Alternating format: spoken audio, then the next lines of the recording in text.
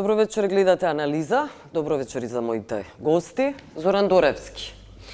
Во моментов вие сте актуелен консултант на компании за безбедност при работа и здравје.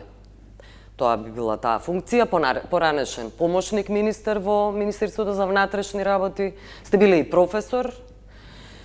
Додека мојот втор гостин Стојан Чангелов, директор на ЦУК, Центар за управување со кризи. Што покажа, можеме од вас, господин Ангелов, што покажа оваа трагедија? Таа црна ноќ во Кочани, каде загинаа, починаа 59 луѓе. Покажа катастрофа на оваа држава.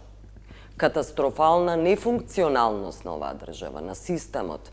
Партизираност, корумпираност, јавашлук, необученост, неквалификуваност, особено на луѓето кои се на функции. Се согласувате ли со мене? Во првата половина, овој трагичен настан, кој што ја потреса македонската јавност и кој што ќе остави длабоки траги. И светската јавност, мораме да кажеме. Да, целиот свет известуваше за оваа трагедија. Лично, посебно сум засегнат, бидејќи бев на лице место, можев да бидам сведок на некои од непријатните сцени. Да, најдлабоко сочувство во семејствата на починатите, желба за побрзо заздравување на повредените, а и они кои што стана неповредени ќе носат силни трауми од овој настан, но првиот дел до појавата на пожарот покажа катастрофални системски пропусти.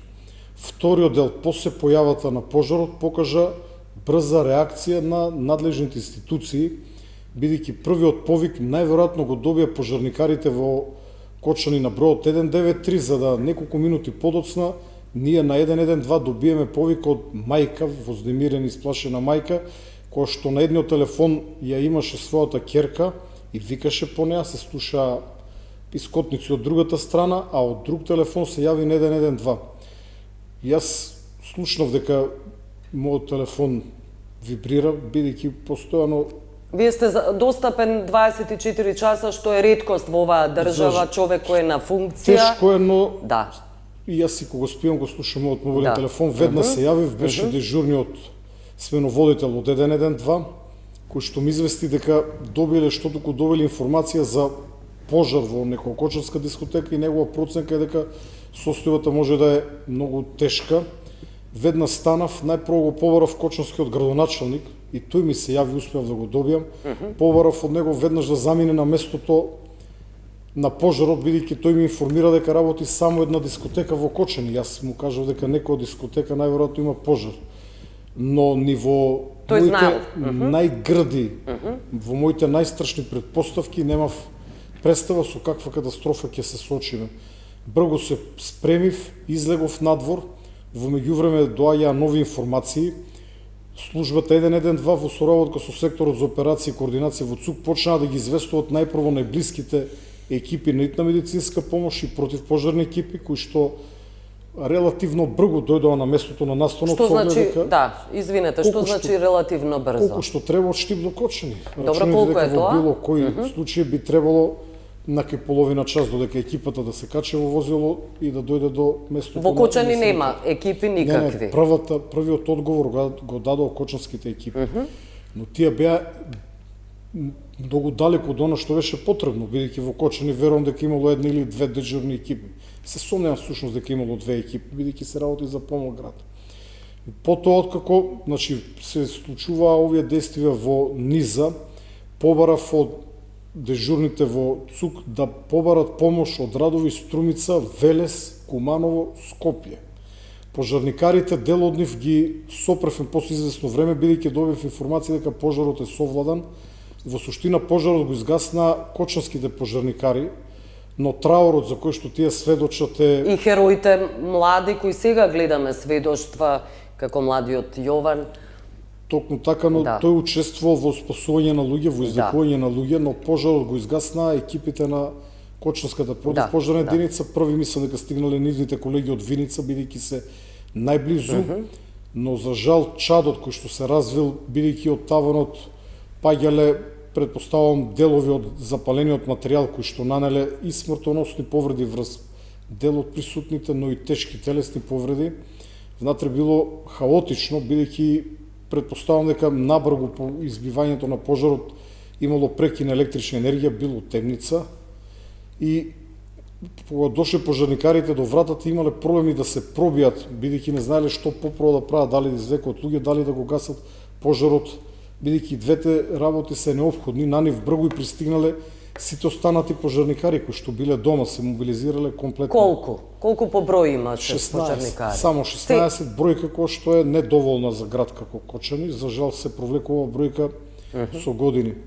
Потоа, од страна на дадов насоки на дежурните да ги известат клиниките, кои што веќе и самите знаеја. При тоа, директорката на Кочанската болница, која што живее неколку минути над болницата, само иницијативно веднаш дошла на своето работно место и започнале со мобилизација на докторите. И оние кои што можеле да ги разбудат, ги повикале сите на работа. И тоа е некој максимум кој што ние како држава можеме да го обезбедиме. Можеме. Во такви услови какви што има, ние можеме, предпоставувам, многу повеќе. Би требало. Но тоа Кочанската болница, слободно можам да кажам дека е најмалку преполовена од оној кадар кој што и треба. Покажувањето на директорката, бидејќи со неа разговора во неколку наврати, но јас упатувам голема благодарност до екипите на итната медицинска помош од Кочани и сите останати кои што дојдоа на лице место. На собирите имаше, аплаузи токму за и пожарникарите и за докторите, медицинскиот персонал. Голема благодарност до пожарникарите и они кои што интервенираа и они кои што дојдоа, немаше потреба да се вклучат затоа што пожарот веќе беше изгаснат. Благодарност до сите оние храбри луѓе како момчето од Виница кои што спасија човечки животи, бидејќи и членовите на обезбедувањето, иако сега се предпоставам во обвинети или барем во предистражна постапка, но и тие исто помогнале дел од лицата внатре да бидат изнесени. Благодарност и доброволното друштво против пожарот Кочани, чии што припадници дошле овде на лице место, зборувам релативно брзо, затоа што пожарот се одвивал многу брзо до она што можевме да го видиме. Заради тоа што имало, запалливи материјали. Во моментов кога јас стигнав, се уште чадеше и жареше внатре, но пожарот беше изгаснат, но траурот беше присутен. Градоначалникот беше, би рекол, изгубен, очаен, во плач, кога го прашав дали има приближна бројка, бидејќи цело време бе во комуникација со него на загинати луѓе, на повредени, немаше представа, зборуваше само дека е катастрофа. Побарав од него да се јави на директорката на болницата, бидејќи ми каже дека таа лично е на работа. Не можеше со неа да се разбере, бидејќи беа под стрес сите, што сосем нормално. Тој сега остави еден од осумничените.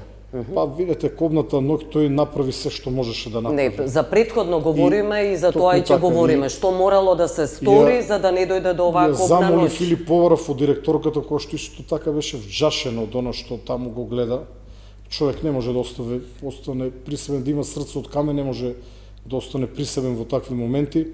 Ја замолив да направи напор и да преброи колку починати приближно има, колку има тешко повредени, за да знаеме како понатаму да се однесуваме во делот на упатување на помош.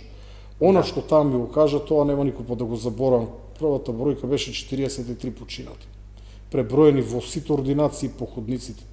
Бев шокиран, бидејќи ни приближно не очекувавме таква бројка, која што потоа застана на 59 и се надевам и очекувам да остане на 59. Се надевам дека и најтешко повредените ќе успеат да се извлечат од оваа за нив многу тешка ситуација, но бев шокиран, веднаш го известив за бројот на починати и повредени. Бројот на повредени беше уште поголем, бидејќи дел од повредените беа упатени во Штивската болница, дел веќе беа тргнати кон Скопје. Го известив и министерот Панчо Тошковски, кој што во меѓувреме исто тргна за Кочани, и тој, можам да кажам, беше шокиран од бројката. Нешто подоцна стигне премиерот во Кочани. Значи, ако зборуваме за одговор на државата после овој тежок хорор настан, во кој што загинаа толку млади наши чеда, мислам дека одговорот беше еден максимум кој што ние може да го пружиме како држава. Но претходно ништо не е пружено, претходно ништо не е сторено претходно. За кои што деновиве можевме да слушнеме стручни лица. Јас немам доволно познавање, не се осудувам ни да коментирам. Но да она што го слушнавме од истрагата, од изјавите на министерот за внатрешни работи, премиерот, јавниот обвинител, од јавност, од разни експерти. Но вие ги знаете состојбите во државата. Ги знаете колку нефункционални, и за тоа Еве Доревски сега може да му дадеме збор, но може ве молам се извинете што ве прекинав. Не, тоа е од прилика, значи траурот, потоа... Не околу нефункционирањето на системот, свесни сте за тоа. Многу пати сте говореле, потоа ќе зборуваме, да. Кај вас во ваши емисии во повеќе наврати отворено сум зборувал на оваа тема, сум апелирал и сум направил се што можам, барем во најмала рака сметам дека во јавноста, благодарение на моите активности како директор на ЦУК, е крената свеста за генерално за пожарите, особено за пожарите на отворен простор, и за храброста на пожарникарите. Ако порано сметав дека специјалците се најхрабри, бидејќи самиот бев специјалец, Зоран Доревски беше специјалец пред мен, или како што ние на Галено викаме Джомба, тој замина од специјална тогаш кога јас отидов во специјална. Ајде да му дадеме збор на, извинете, да. Доревски, што покажа, еве истото прашање, вие имате работено и во поранишната Југославија, СФРЈ, ги кажа вашите функции. Да. Прашањето е многу на место. Значи, точно покажа што може да се случи или каков е импактот од непочитување на законската регулатива, од манипулирање со законските одредби и од навидум, можеби во моментот изигрување на одредени прописи, каква се последица може да се случи со какви катастрофални размери. Меѓутоа, овој случај покаже една друга димензија, точно она што вие го констатирате, нефункционалноста на системот кој дозволил да се случуваат сите тие манипулации. А системот има имиња и презимиња, всушност, да се согласиме со тоа. Тоа се луѓето кои добиваат функции, за тоа се платени, да се грижат, да го градат и усовршуваат тој систем. Говориме за државата. Системот е многу комплексен. Видете, кога зборуваме за системот, он е дефиниран со законска регулатива.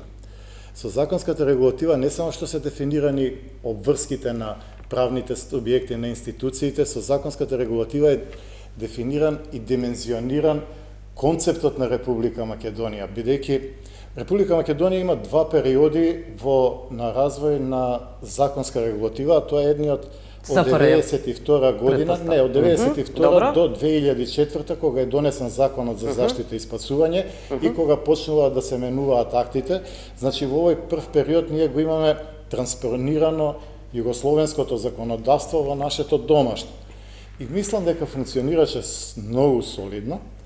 Од 2004 со донесување на законот за заштита и спасување се врши деконцентрација на безбедносно заштитниот систем на Што значи тоа? Да го упростиме за да биде јасно на гледачите. Сосема едноставно кажано, делот на противпожарната заштита и заштитата и спасување се дисперсира во три сегменти. Едниот е на генералот што раководи ЦУК, Центарот за управување со кризи, тој постојано вели дека треба да има еден центар кој би управувал со неколку институции. Тоа е како стратешко тело, потоа имаме како оперативно тело Дирекцијата за заштита и спасување, независна самостојна институција, и третиот сегмент ни се пожарните единици кои се лоцирани во локалната самоуправа. Како би требало да изгледа тоа? Па јас, еви со генералот имаме повеќе пати дискутирано. Македонија прво нема толкав капацитет и ресурси да држи три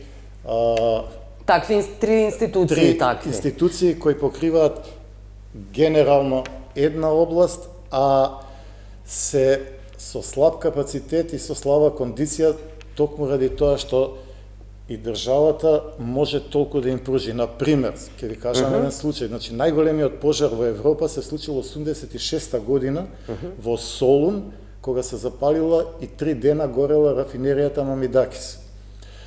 По вториот ден пристигнуваат експерти и тимови од Италија и Германија, но не успеваат да го локализираат и задржат пожарот. Пожарот е угасен третиот ден откако стигнала македонската противпожарна единица, односно територијалната бригада на град Скопје. Значи, ние сме имали еден перфектен систем и во сите медиуми на Европа е многу јасно прецизирано дека извонредна, пожртвувана, храбра единица, добро обучена, добро опремена. Од соседна Македонија. Од соседна Македонија, да. А македонската влада понудила уште првиот ден, меѓутоа политичките односи, калкулации, дури грците третиот ден дозволуваат нашите возила да поминат границата. Нашите пожарникари успеваат да го локализираат пожарот и да го изгаснат, да го стават под целосна контрола за некои 14 часа. Испратени се од Солун како херои со аплауз, со најголеми почести. Да. Денеска нашите противпожарни единици се во една катастрофална ситуација. Управуваат со возила стари од по 40 и повеќе години.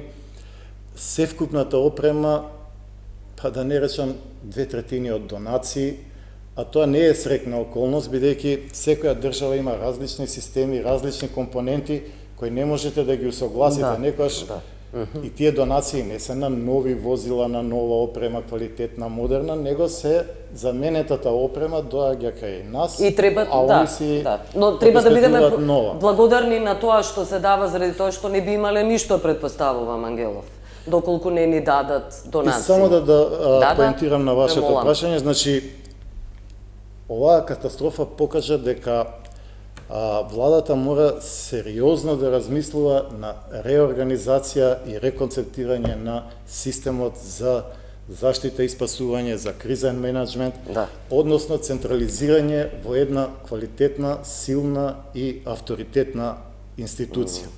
Инаку, допред украинската криза, например, Русија формираше Министерство за управување со кризи, американците имаат ФЕМА, овие агенции ги потисна по големина и по број на вработени во сооднос на буџетот, станаат централни или први единици и управувањето со кризи и катастрофи стана доминантна и примарна обврска на секоја држава. Ние не ги пратиме овие трендови и многу малце се посветува кај нас на како да кажам, пак ќе се повтора на големиот прозорец, значи на националната стратегија, на националната концепција, каков систем ни треба, кои се нашите проблеми. Летно време нонстоп се срќаваме со шумски, со полски пожари, со невидени последици и катастрофи, големи, уништување земја. катастрофални размери, да. Се појавуваат вакви трагедии, како што беше во Тетово, пожарот во болницата, сега во Кочани, каде што за жалов дека не се работи само за пропуст на оперативната компонента, тука целосно затајува и превенцијата. Немало контроли, не се... Говориме за превенцијата, заради тоа што, како кажа Ангелов, веднаш реагирале. Повалбата е до пожарникарите, пред се разбира. А и до вработените во ЦУК. Да, граѓаните кои спасувале. Нескромно да ги пофалам, бидејќи јас сум нивен директор, но луѓето... Нека заврши Самодуревски, се извинам, Ангелов. Да. Да. Ве молам, да. Значи, случајов покажа дека дефинитивно мора да се размислува и да се пристапи кон темелна реорганизација на целиот систем. Владата направи, како што кажа Стојанче, сега еден добар потез. Се надевам дека нема да биде кампањски, дека ќе биде континуиран и понатаму ќе биде и уште подобро обмислен. Ќе говориме и за тоа, и во што и вие сега во моментов учествувате, и за тоа сте консултант конечно. Но, Ангелов, еве ова е прашањето кое сите ги интересира. Имавте ли средба со премиерот Мицковски да говорите за нова стратегија токму за превенција на вакви катастрофи? Мора да постои некаква стратегија нова, заради тоа што, како вели Мицковски, новото нормално покажа ненормалност во овој систем. Имавте ли средба со премиерот? Континуирани работни состаноци со премиерот и со на оваа министрите. тема. Па денес имавме ексклузивно во вашата емисија една долго двочасовна средба на која што покрај премиерот присуствуваше вице-премиерот Љупчо Димовски, министерот за одбрана, министерот за внатрешни работи, министерот за земјоделство и јас и директорот на ДЗС. Ги скокаме минјата да заштедам на време, Да, на која што разговаравме за актуелната состојба и за реформите на кои што работиме веќе подолго време, кои што се уште не се видливи, но се работи за процес кој што бара време. Не, добро, ова е итно, секогаш е итно, заради тоа што вакви катастрофи не сме да чекаат некое време и некои рокови, кој знае колкави. Премиерот дојде во Кочани рано наутро. Значи, Не, говориме сега за стратегија. И од тогаш јас сум со него во континуирана комуникација. Имате ли нова стратегија, план за итна реорганизација за која говори Доревски? За неа сум зборувал во повеќе наврати, но за почеток би сакал да укажам дека од оваа влада веќе после летото, по завршувањето на пожарите, е формирано едно работно тело кое што го предводи вице-премиерот Љупчо Димовски, за да добие повеќе на легитимитет и да се занимава со оние легислативни прашања, бидејќи се работи за безмалку 20 на закони во кои што се третира оваа материја. И Доревски убаво објасни, ние имаме 3 столба би нарекол, значи покрит ЦУК, ДЗС и противпожарните единици, тука и локалната самоуправа, но национални шуми, национални патишта, водостопанство, УХМР. Не, сега говориме за безбедноста и превенција на овие катастрофи. Основниот курс на владата, нешто што премиерот во повеќе наврати го има кажано, е формирање на една силна институција од двете постоечки. Јас би рекол нова институција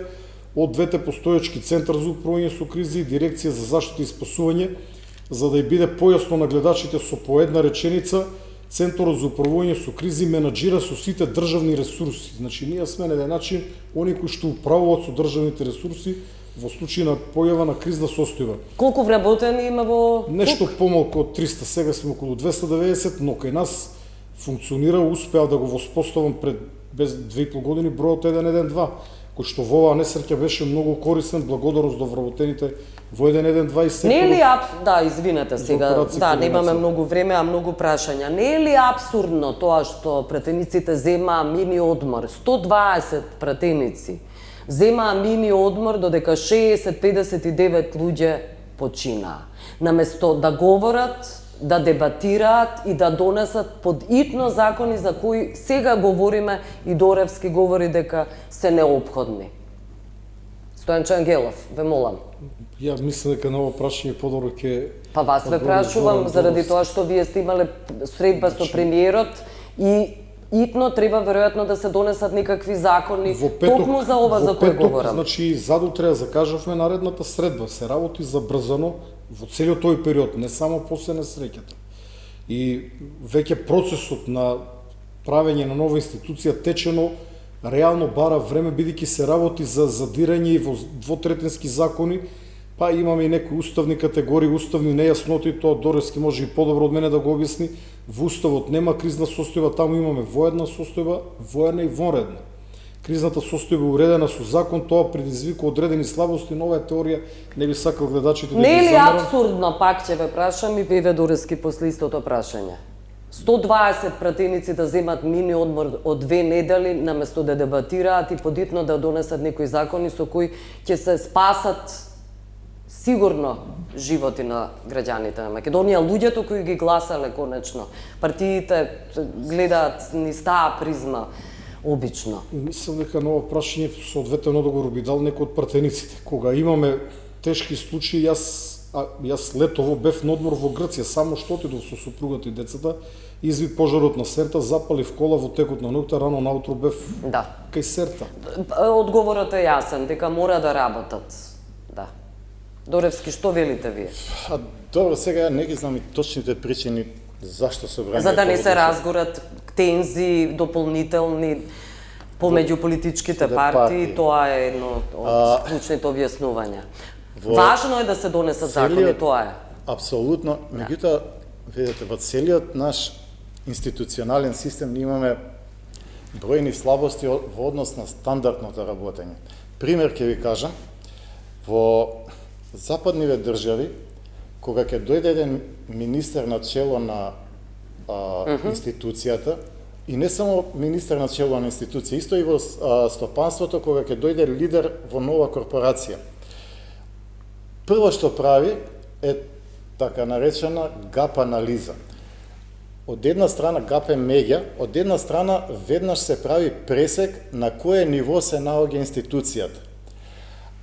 И вториот момент Расцеп повеќе би било. од другата страна на расцепот е 4 годишна стратегија каде он како министер согласно ветувањата во кампањата ќе ја одведе неговата институција, значи тоа е таа стратегија, меѓутоа таа се прави со рокови, со 3 месечни, со 6 месечни, со годишни меѓуфази планови, во кои треба да каже, како што вика генералот, јас во првите 6 месеци од мојот мандат воведов број 112, во следните 6 месеци ќе ги оспособам сите сирени на град Скопје да функционираат, во наредната година ќе направам тоа и за 4 години ќе постигнам или ќе ја донесам институцијата на ова ниво.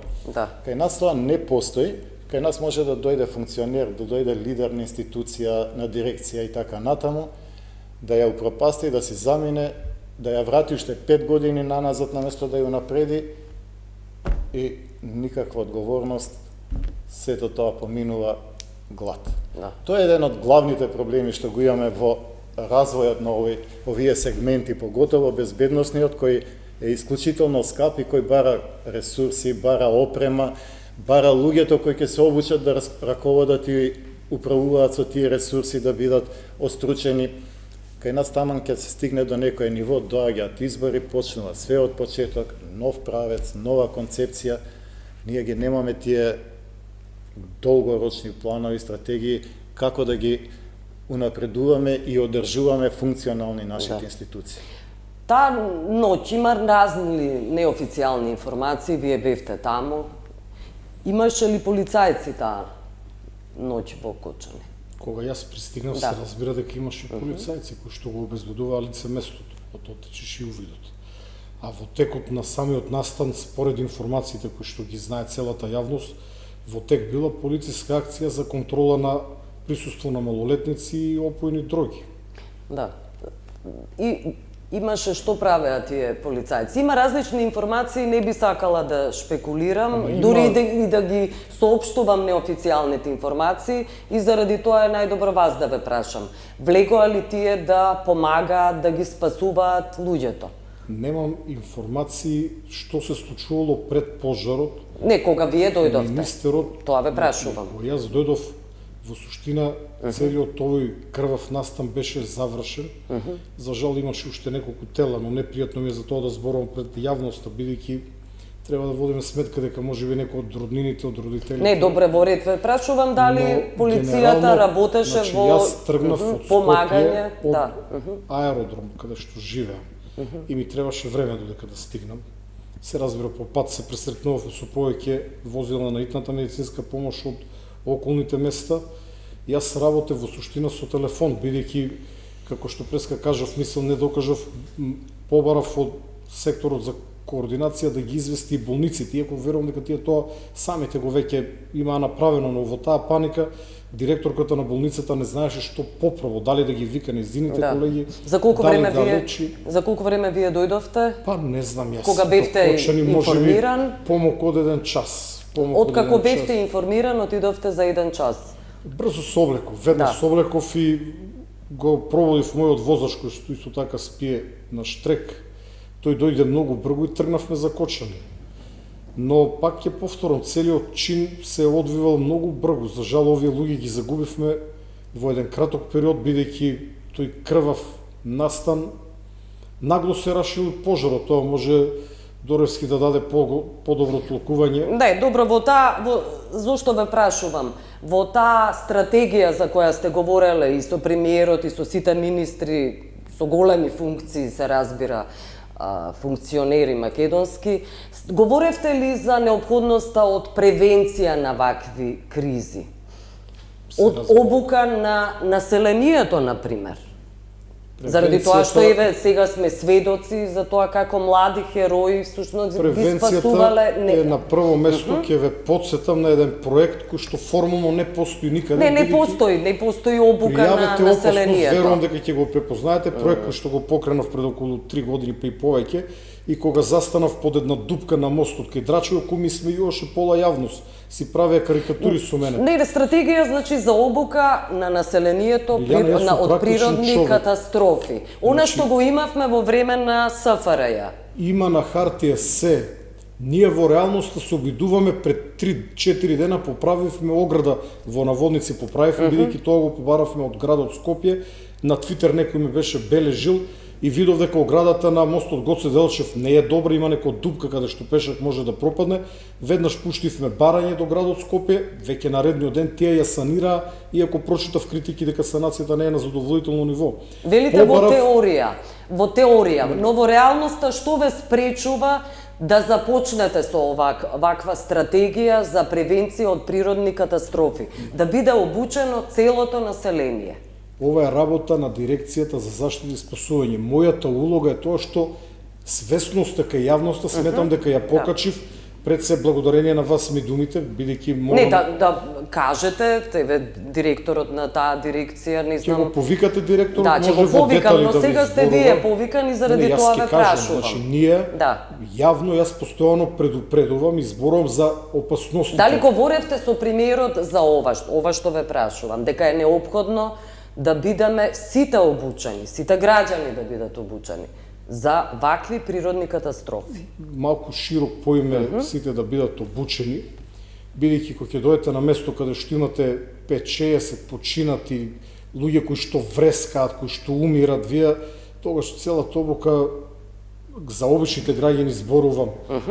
Фокусот е оваа обука да имат оние на кои што им е најпотребно, кои што тоа го работат. Не, знаете зашто ви велам не, но сега ќе одиме со реклами, Доревски ќе ви каже дека не е тоа така, дека сите треба да бидат обучени во сите институции, објекти, фирми, со вас, но јас сум реалист, а ние прво да почнеме од тие кои што се најповикани, бидејќи јас можам словно да кажам, дел од оние кои што се најповикани немаат таква обука, да не зборуваме за обичните граѓани. Инаку се согласувам со вас дека треба. Ќе говорите и за тоа, но прво одиме со реклама. Останете со нас. Се враќаме во анализа. Зоран Доревски и Стојанче Ангелов се моите гости.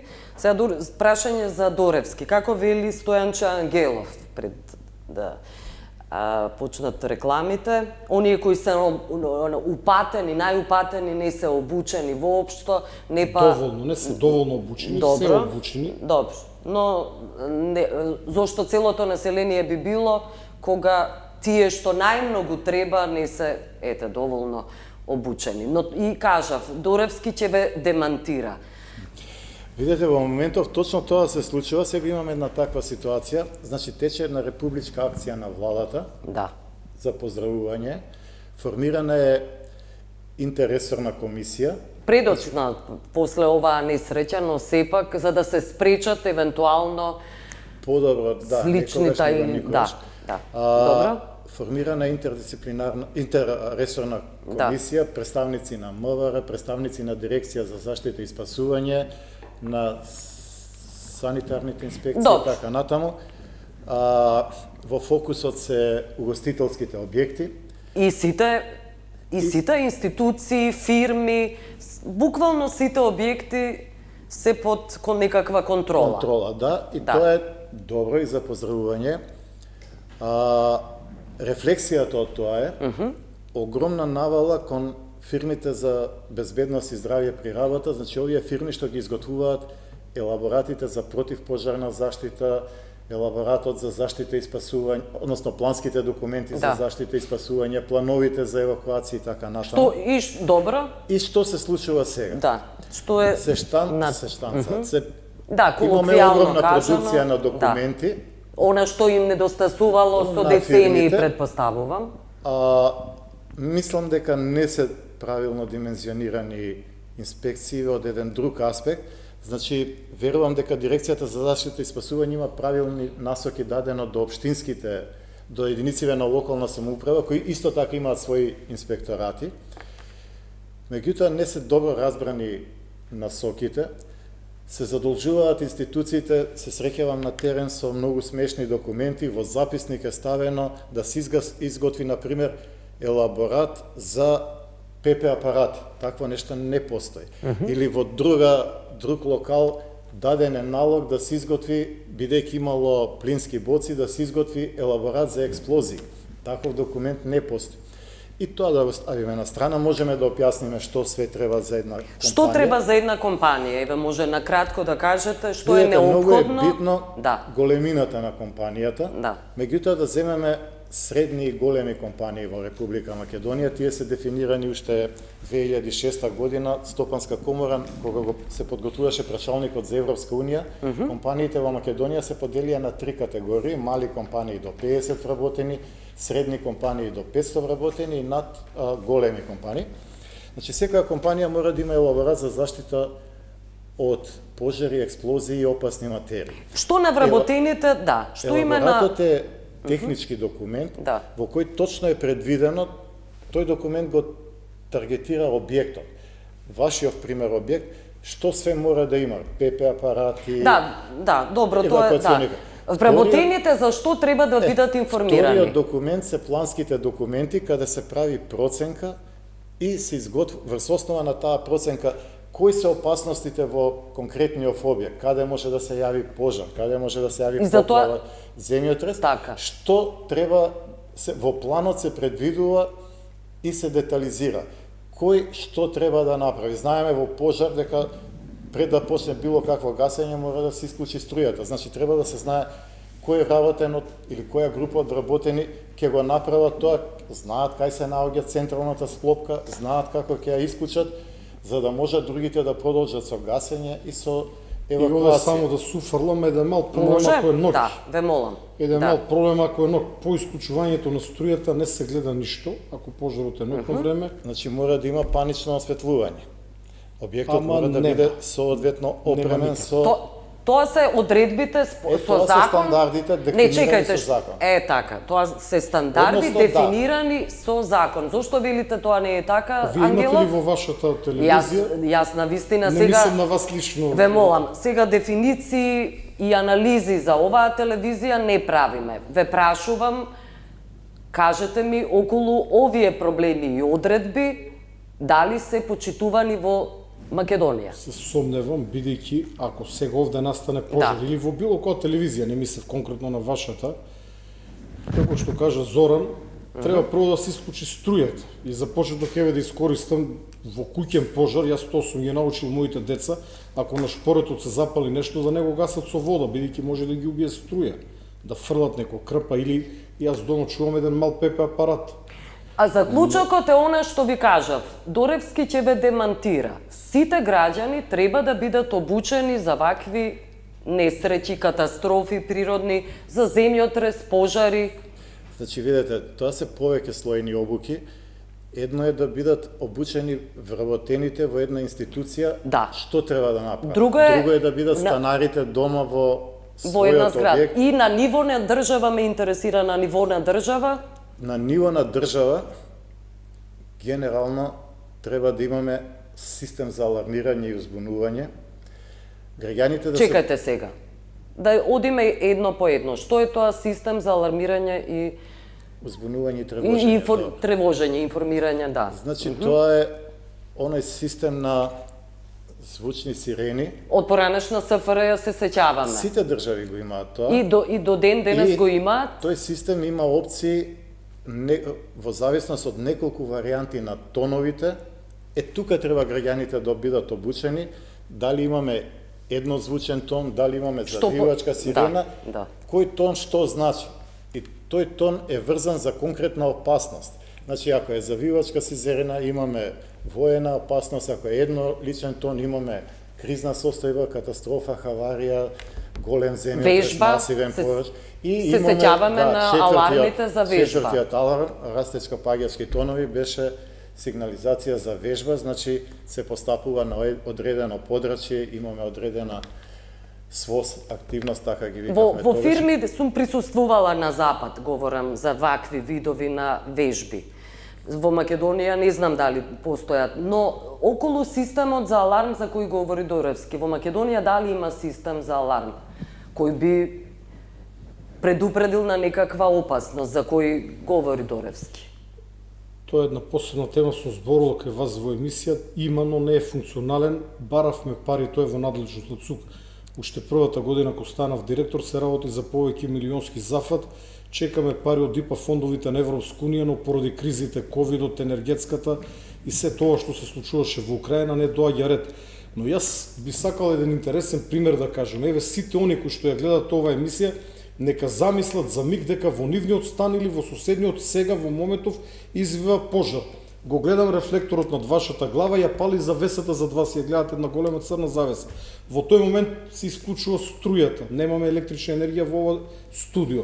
И се е темно, ние каде ќе излеземе? Ја гледам влезната врата. Сега ве молам немојте да давате, да правите за сите семејства импровизација на вежби во студиото. Ама јас сум практичен, оние кои што се дома во нивниот дом нека погледнат, па нема ќе идат до влезната врата и толку понатака. Тоа треба стратегија на државата. Тоа е работа на дирекцијата за заштита и спасување кога зборуваме за превенција, а не дека не треба. Сега нешто друго сакам да ве прашам. Најновата вест за која со Доревски говоревме пред почнувањето на емисијата е дека Европската унија објавила план, стратегија за случај на војна и катастрофа. Со препораки до граѓаните, значи ова е нова вест, да се направат залихи за најмалку 72 часа, што е вообичаена пракса, така светските медиуми известуваат во некои од скандинавските земји. Клучните цели на оваа стратегија се вклучување на подготвеност во случај на криза, природни катастрофи, геополитички катастрофи и кризи, кибернетички, терористички напади и така натаму. Дали Македонија е вклучена, со оглед на тоа што ова се нови некои вести, во овие планови и стратегии? Дали комуницирате со вашите европски колеги? Се едно што не сме член на ЕУ. Се разбира дека комуницираме и сега после оваа несреќа ние го активиравме механизмот за цивилна заштита на Европската унија и благодарение на тој механизам сите повредени, мислам најголемиот дел од нив, повеќе од 100, во одреден момент беа близу 200, заминаа надвор од државата за да добијат најдобрата можна лекарска нега, нешто што спаси животи и верувам ќе ги намали последиците врз останатите. Така што треба да ги следиме овие правила. Дали ќе комуницирате во иднина, во најскор рок за овој нов план и стратегија на Европската унија? Се разбира, но има еден момент пред неколку години, мислам дека беше пред една година, не пред неколку години, во нуклеарната централа во Украина постоеше можност од хаварија, бидејќи беше истата гранатирана. Сега Украина ги обвинуваше руските сили, тие обратно, но ние размислувавме, бидејќи како ЦУК сме исто така точки за радиационна опасност, да излеземе со едно соопштение кон јавноста во случај да има радиационен бран. Не зборуваме сега за нуклеарен напад. Ако дојде до хаварија, она што се случи со Чернобил пред 20 и кусур години. Пред неколку децении. Но процената е дека паниката која што ќе се создаде меѓу граѓаните тешко може да се менаџира. Граѓаните ќе мислат дека ние знаеме нешто кое што не го кажуваме и сите ќе потрчат во аптека да барат јод. Ќе снема јод за неколку часа и потоа ќе настане развој на ситуацијата во несакан правец. Се поставува прашање. А опасно е да воопшто да се помисли да се купува јод заради тоа што ништо не спречува, напротив. Тоа е посебно приказано, знаете дека сите повеќето знаат дека треба да имат јод во случај на не дај Боже да дојде до. Не треба да имаат јод. Тоа вие знаете и вие тврдите. Генерално во јавноста знаете дека постои така. Да, но тоа е лажна вест и лажна информација и мора тоа да се каже. Кој што никој не го посакува, ни јод, ни скривници ќе не спасат. Ние ќе се засолиме во скривниците. Нити и храна за 72 часа ќе не спаси. Ќе поминат тие 3 деноноќи и потоа што ќе јадеме? Се ќе биде контаминирано. Ова планот и стратегијата на Европската унија ги исмејвате на овој начин. Не ги воопшто исмејувам, тие се соседи. Тие држави граничат со Русија или се во непосредното окружување и се многу позасегнати. Ние сме се ова е на ниво на Европската унија кој се прави овој план и стратегија, не значи дека сите се соседи со Русија. Добро, да. Истите мерки кои што ги препорачува Европската унија се разбира дека ќе бидат преземени и кај нас. Да, и треба да информирате и јавноста за ова. Предпоставувам дека тоа е план. Тоа вие сега го направивте, еден дел од јавноста е информирано, ова за мене е ново. Да бидам искрен, овие денови после трагедијата нашиот фокус е на лечење на последиците, бидејќи таму постои голем траур. Семејствата кои што ги изгубија најблиските се соочуваат со нешто страшно. Така што ние Имаме фокуси таму, медицински тимови, психолози, па и Црвениот крст. И црквата. Морам да кажам дека Македонската православна црква, преку почнувајќи од владиката Иларион како надлежен владика за тој регион, доста помогна во утеха на оние кои што ги изгубија своите блиски, но и кај повредените. Добро. Сепак државата е број 1 прва која треба да Но се дојдовме грижи во за ситуација граѓаните, а не Господ. Кога граѓаните беа во Да. најзасегнатите. Да, Доревски околу планот. Ве молам на Европската Унија, што треба Македонија? Еве и Ангелов и овој директор кој не е многу присутен или воопшто не е присутен во јавноста, на кој се повикува Ангелов дека е по-адекватен да биде прашан директорот на дирекцијата Тоа е за... нивна директна надлежност. Да, Јас и да. не би требало да се мешам во Да, нивната надлежност. за жал. Да, значи дирекцијата ги има И тој го оперативни. поканувам еве во 20 телевизија 24. Мислам дека е отворен за соработка. Ќе мислам видиме дека ќе еве од прифати. утре ќе видиме дали е отворен. Доревски Препораките ве се молам. всушност оперативни активности и точно е дирекцијата за заштита и спасување е таа што треба да ги имплементира и спроведе.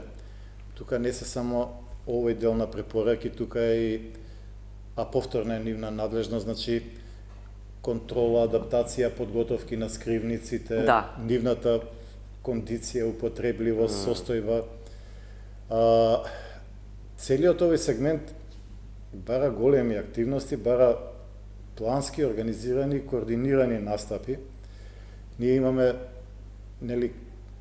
мерки пред, за време и по настанување на опасноста и тие треба многу системски да се прават и од стручни лица. Дирекцијата за заштита и спасување има квалитетни кадри, меѓутоа со Колку ресурси... вработени, извинете, има само... Дирекцијата е доста голема, преку 400 луѓе. Намалена е сега, мислам дека се нешто повеќе од 200. 200 и кај вас се околу 400? Не, 300. 300? Значи 500 луѓе има, тоа не е мала бројка. Јас кажав Нека заврши, да, Доревски па може, ќе Добре, се тука извинете. имаме негде околу во локалната самоуправа уште околу 500 пожарникари, може да и нешто повеќе. Негде околу 1200-300 луѓе е во моментот. И тоа е многу мала бројка за оваа област, рачунајќи ги пожарникарите на терен. За цела Македонија За цела говорите. Македонија, Колку да. се Како што рече квалификувани? генералот, бројката за кочани за пожарникари е половина од реалните потреби на градот. Има точно формули по кои се пресметува големината на градот, површината, жителите, индустријските зони и така натаму, повеќе варијабли Тие се фактори. професионални пожарникари. Да, врз основа на кои се димензионираат и детерминираат бројките на пожарникари, на работници во Дирекцијата за заштита и спасување, во ЦУКот. Да, практиката во другите земји, она што го читаме во западните земји, е дека волонтираат граѓаните практично. Меѓутоа во пожарните единици. За пожарните единици говориме. Точно, но пак суштината и главниот централен дел е на професионалната единица. Не може да барате од волонтер по скала пожарникарска да се качи на 6 и на 8 спрат и да учествува во гасење на пожар. Значи, они се за Само превентивно... Зорано, дополнам еден момент и бега. Може. Волонтерите се користат во шумските пожари, пожари на отворено, Да. како што кажа Но Зоран, не во во урбани пожари бара урбани. специфична обука, знаење и волонтери не би можеле да се снајдат, освен ако не се на високо ниво. Ако Кај не нас се- нема во Македонија на такво ниво. Мислам, верувам дека има храбри и добри, но Во Свети Никола има добра мене ми се волонтерска. пријатели 4 години гасаме пожари. Да, Ја шумските лично. пожари ги спомнавте, разговаравте ли со Мицковски и со останатите високи и важни функционери околу... Ние имаме постојано шумски пожари низ годините во летниот период, дека нема недостаток, имаше недостаток на пилоти, на авиони, на хеликоптери. Разговаравте ли за тоа, имате ли за тоа Нашиот стратегија? фокус е шумските пожари, Да, пожарите на отворен да. простор кои што предстојат следниот период, но би сакал да укажам на еден момент во контекст Имате ли на... авиони? во моментов? Ќе го повикате директорот на дирекцијата за заштита и спасување, авионите се наоѓаат во оваа дирекција, не би сакал да зборувам во негово име. Не во негово име. ЦУК, нешто што добро ги знаете ретко кој директор информациите. се судува да го каже, кога ЦУК би била приватна фирма, утре одам на работа и на половина од вработените се заблагодарувам за досегашната соработка. Ние имаме превработеност во сектори каде што немаме потреба, а ни фалат луѓе онаму каде што ни се неопходни. Ние во суштина имаме се, немаме гасначи на пожари.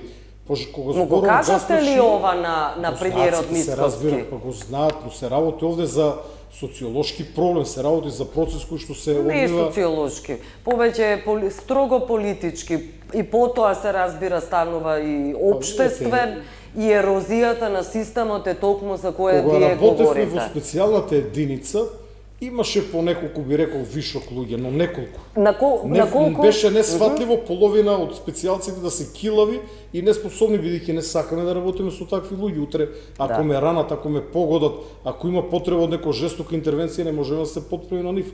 Затоа во специјалните единици и грото или безмалку сите се извонредни, спремни. Кога му Додека во кажавте, останатите сектори, кога му кажавте на Мицковски, еве ова што премиерот мене ми тоа го кажавте и на предходно, целата не е ова јавност, нешто ново. не, што ќе преземе е моето Се прашање. работи. Освен што Оно што констатираме го кажав, сите, треба од две гнили институции да се направи една нова здрава и ние работиме на тоа, Да. влада работи на тоа. добро.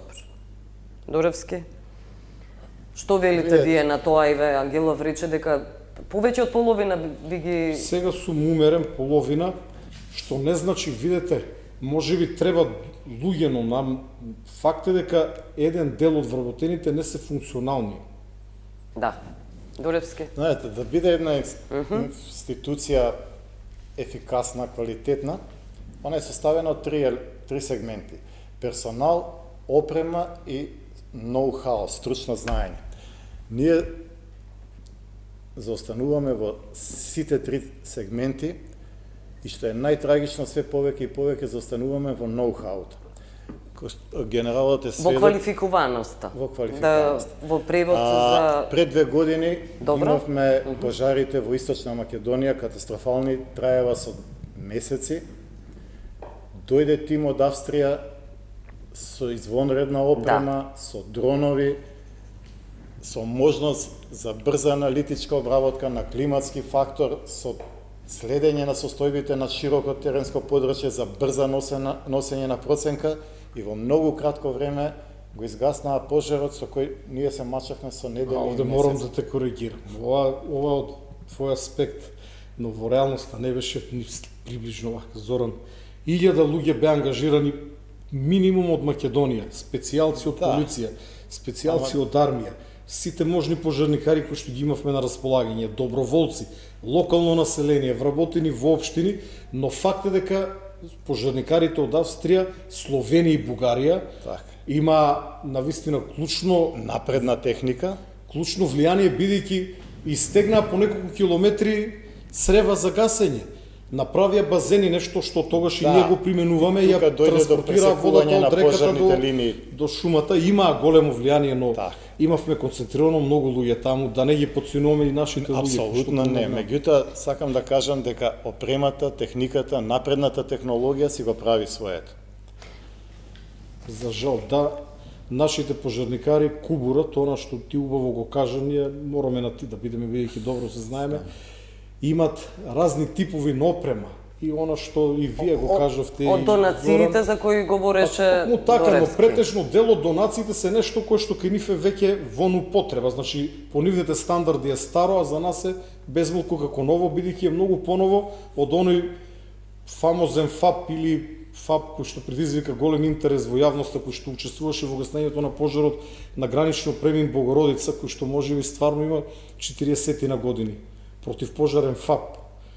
Но, за жал, дел од опремата е навистина застарена, има и нова опрема. Но не кажавте на јавноста колку авиони има во моментов. Има 3 авиони. Функционални ли се? Мислам дека во овој момент не баш. Но ќе бидат, бидејќи се работи на сервис. Но ова е сепак друга дирекција Добро, Ќе го знам, повикате, но не би верувам требало да дека- се крие. верувам- Знаете дека не сме да се кријат Ја не кријам, што да информации. го кажав, дека Добро, според оние Борис, информации кажете, што ги имам, кажавте и огромен дел од вработените дека, како велите, не се функционални, би им дале. целата државна администрација, не во ЦУК, тоа сите го Имате ли знаете. за ЦУК? За другите не можеме да знаеме. Кој ги вработил овие нефункционални луѓе со кои не можете воопшто да работите? Па еден дел се преземени од Министерството за одбрана тогаш кога е формиран ЦУК Да. и На меѓу крај нив сме, да. има изворедни професионалци кои што За оние знаат својата говориме работа. за луѓето А кои не се понатака се применени извонредни. низ годините, директорите беа претежно од ДУИ. А што ве спречува да им врачите откази ако не се функционални? Нема причина за отказ, зошто би врачил. Ако не се отказ? функционални. Па не се толку нефункционални. Може ли повеќе од ова да биде нефункционална оваа држава? Трагедијата во Коча ни покажа. Да би рекол дека може и бетер може да биде, да се надеваме дека ова ќе направи еден рестарт на општеството. Да, во надеж не треба да се Владата работи Да говориме за интензивно. надеж. Видете, видливи се промените. Вие рековте со задоцнување, плативме висока цена, страшно оно што се случи, но владата не остана пасивна. Гледаме акција секојдневно и се надевам дека така и ќе остане и во следниот период. Да, после дека тој тренд нема да тешката замре после катастрофа, неколку да, недели или месеци. да. На крај сме. Доревски, Па, што би мислам препорачале на на властите за од кој дел е и Стојанче Ангелов? Акциите мора да продолжат. Контролите не треба да бидат насочени кон казнување и санкции. Треба да излегуваат стручни тимови и треба на терен да даваат јасни препораки во кој правец фирмата треба да направи подобрување, да даваат определени рокови за адаптација и имплементација, за обука на собствениот персонал. Треба да биде опфатена целата критична инфраструктура. Сега имавме катастрофа од една дискотека. Може да замислите големите индустријски капацитети, критичната инфраструктура. Верувам кај нас и бензинските пумпи. Македонија има негде околу 400 и нешто бензински пумпи. Воопшто не сум сигурен дека е негде направена контрола. Значи треба да се прават линиски контроли, но пак ќе кажам, тие треба да бидат инструктивни, да бидат превентивни, да овозможат институциите, компаниите, помалите фирми да се усогласат со законските барања, Институциите пред се, нели? да ги исполнат законските обврски, не само ради законот и да не бидат казнети, туку и заради себе, за безбедноста на собствените вработени. Но со казните се, да. Свеста и совеста се градат и креираат со казни. Така функционираат демократските општества. Па јас на терен приметувам Не со дека селективна правда, на тоа мислам. многу од компаниите имаат исклучително свесни раководители кои сакаат да бидат усогласени, кои не добиле правилни насоки, немале време и немале можност. Добро, сега тука и малку личен интерес, меѓутоа немале услови да се посветат на оваа проблематика од секојдневни обврски, од деловните процеси. Но заради тоа инспекциите морале да Точно работат, така. за тоа говорам Инспекцијата- за казните кои мора да функционираат во оваа држава. Токму така, Да. и затоа се тие контроли и затоа сметам дека треба да продолжат, меѓутоа треба да бидат подобро обмислени и по функционални, по-прецизни во настапот и во насоките кои Во ги давање даваат на насоките теренот, на да. граѓаните, на Точно. вработените, институциите. Стојан Чангелов, Треба сакате прво нешто да на се крај? направи контрола на контролорите, токму тоа сега во тек, бидејќи контролорите во сите области или инспекциите, надзорот за таија. Затоа Да, се случи да. овој крвав настан, Да. незапаметен во нашата историја. Да. Сочувство до семејствата, Да. најдлабоко сочувство, Господ нека и дава сила, траурот низ кој што минуват не се опишува и побрзо закрепнување на болните. Ви Сочувство благодарам. од мене до Да. семејствата. Добро. Благодарам на поканата. Сочувство семејствата и државата е она која треба да се грижи. Властите се оние кои треба да се грижат за сопствените граѓани. Државата работи. Да. Добро. Ви благодарам што не гледавте. Пријатно.